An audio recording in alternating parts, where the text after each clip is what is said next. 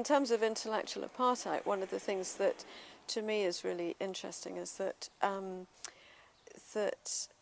in this culture, the dominant culture, there is not only an intellectual apartheid between humans of like, that kind of, quotes, our way of thinking is, scientific and rigorous and logical and all good and proper, and other people's isn't. But it also is a way of thinking that says that there is no mind in nature.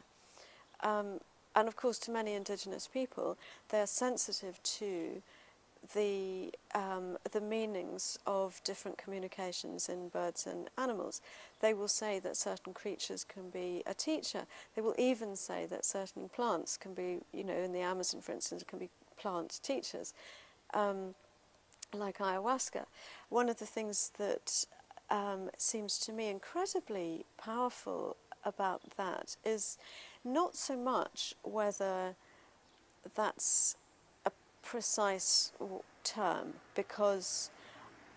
I certainly would feel much more happy saying that that's a metaphor, and that actually what happens is that one has access to wisdom that is within oneself, but it is that plant that gives you access to your own wisdom. But in a sense is that whether it's a plant teacher or it's a plant that helps you to your own wisdom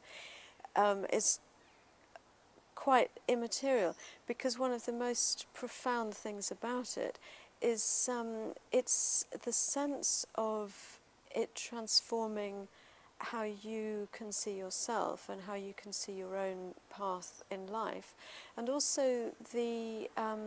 something which is at once both incredibly strong and something which gives you the most extraordinary sense of your own strength, but equally something which also is very humbling in a very positive way, is to say that it is the same life force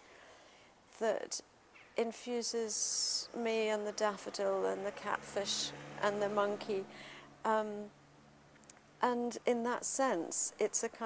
very, very direct example of something which is more than democratic. It's ecocratic, and it's got